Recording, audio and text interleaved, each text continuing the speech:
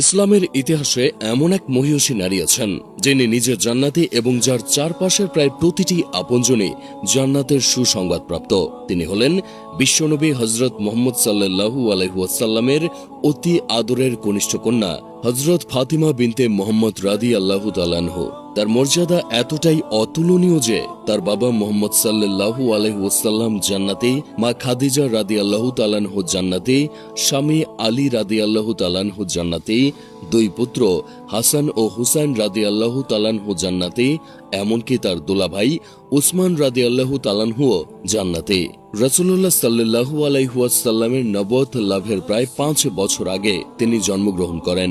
তিনি ছিলেন বিশ্বনবী সাল্লাল্লাহু আলাইহি ওয়াসাল্লাম ও উম্মুল মুমিনিন খাদিজা রাদিয়াল্লাহু তাআলা আনহুর কনিষ্ঠ ও সবচেয়ে আদরের কন্যা। হযরত খাদিজা রাদিয়াল্লাহু তাআলা আনহু ইসলাম গ্রহণের পর তার মেয়েরাও ইসলাম গ্রহণ করেন, কিন্তু বংশীয় আভিজাত্য যেন তার ইবাদতে শিথিল না করে সেজন্য নবীজি সাল্লাল্লাহু আলাইহি ওয়াসাল্লাম তাকে সতর্ক করে বলেছিলেন, হে ফাতিমা, আমার সম্পদ থেকে যা চাও নাও, কিন্তু আল্লাহর কাছে আমি তোমার কোনো উপকারে আসব না।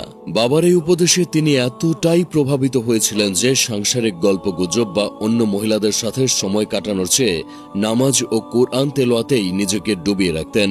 দুনিয়া বিমুখতা ও আল্লাহর প্রতি এই গভীর মগ্নতার কারণেই তাকে আল বাতুল বলে ডাকা হতো। ফাতিমা রাদিয়াল্লাহু তাআলা আনহুর শৈশব কেটেছে বাবার উপর কাফেরদের অমানুষিক দেখে। একবার রাসূল সাল্লাল্লাহু আলাইহি ওয়াসাল্লাম কাবা ঘরে সিজদারত অবস্থায় ছিলেন। তখন উকবা ইবনে আবু মুয়াইত নবীজির কাঁধের ওপর উটের গোবর, রক্ত আর পচা নাড়ি ভরে রেখে দেয়। এগুলোর ভারে নবীজি সাল্লাল্লাহু আলাইহি ওয়াসাল্লাম মাথা তুলতে পারছিলেন না।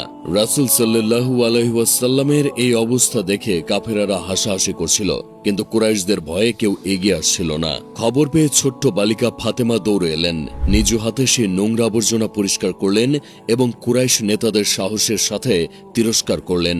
তার তেজ দেখে সেদিন কাফেররা নিশ্চুপ হয়ে গিয়েছিল। বাবার প্রতি এমন অকৃত্রিম ভালোবাসা ও সাহস আজও মুসলিম নারীদের জন্য পরম অনুপ্রেরণা।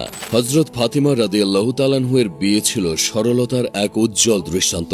রাসূল সাল্লাল্লাহু আলাইহি ওয়াসাল্লাম তাকে বিয়ে দেন আলী রাদিয়াল্লাহু তাআলা আনহুর সাথে, যাকে তিনি সবচেয়ে শক্ত ঈমান ও জ্ঞানের অধিকারী মনে করতেন। আলী রাদিয়াল্লাহু তাআলা আনহু এতই দরিদ্র ছিলেন যে মোহরানা দেওয়ার মতো তার কাছে কিছুই ছিল না। নবীজির নির্দেশে তিনি নিজের একমাত্র যুদ্ধ বর্মটি বিক্রি করে 470 দিরহাম জোগাড় করেন। বিয়ের পর ফাতিমা রাদিয়াল্লাহু তাআলা আনহু অভাবের সংসারে অকাতরে পরিশ্রম করেছেন। জাঁতা পেশার কারণে তার হাতে কড়া পড়ে গিয়েছিলেন। মস্ক ভরে পানি টানার কারণে বুকে দাগ হয়ে গিয়েছিল। ঘর বাড়ি ঝাড়ু দিতে দিতে তার পোশাক ময়লা হয়ে যেত। এসব কষ্ট থেকে একটুখানি স্বস্তির জন্য একবার একজন খাদেম চাইলে রাসূল সাল্লাল্লাহু আলাইহি ওয়াসাল্লাম তাকে দুনিয়ার আরামের বদলে আখিরাতের পাথেয় হিসেবে সুবহানাল্লাহ, আলহামদুলিল্লাহ ও আল্লাহু আকবার পাঠের তাসবিহ শিখিয়ে দেন, যা আজও মুমিনদের কাছে তাসবিহে ফাতিমি নামে পরিচিত। ফাতিমা রাদিয়াল্লাহু তাআলা আনহু দেখতে এবং স্বভাবে ছিলেন হুবহু তার বাবার মতো।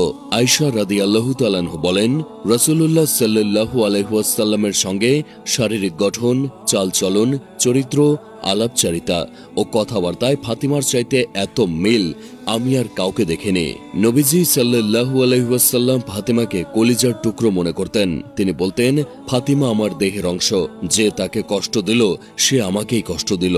রাসূল সাল্লাল্লাহু আলাইহি ওয়াসাল্লামের ইন্তেকালের আগে তিনি ফাতিমাকে কানে কানে একটি গোপন কথা বলেছিলেন। প্রথমে ফাতিমা রাদিয়াল্লাহু তাআলা আনহু কেঁদেছিলেন, কারণ নবীজি তার বিদায়ের বার্তা দিয়েছিলেন। পরক্ষণেই তিনি হেসেছিলেন যখন জানলেন যে পরিবারের মাঝে তিনি প্রথম নবীজির সাথে জান্নাতে মিলিত হবেন এবং তিনি হবেন জান্নাতি নারীদের সর্দার। রাসূল সাল্লাল্লাহু আলাইহি ওয়াসাল্লামের ইন্তেকালের মাত্র 6 মাস পর মাত্র 29 বছর বয়সে এই মহিয়সী নারী ইন্তেকাল করেন। ফাতিমা রাদিয়াল্লাহু তাআলা আনহুর গর্ভে জন্ম হয় রাসূল সাল্লাল্লাহু আলাইহি ওয়াসাল্লামের আদরের দুই নাতি হাসান হুসাইন মহসিন রাদিয়াল্লাহু তাআলা আনহুর। তার মাধ্যমেই রাসূল সাল্লাল্লাহু আলাইহি ওয়াসাল্লামের পরবর্তী বংশধর বিস্তার লাভ করে। হযরত ফাতিমা রাদিয়াল্লাহু তাআলা আনহুর জীবন আমাদের শেখায় যে আভিজাত্য বা বংশ পরিচয় নয়, বরং আল্লাহর ভয়, তাকওয়া, ধৈর্য এবং অল্পে তুষ্টি হলো জান্নাত লাভের আসল চাবিকাঠি।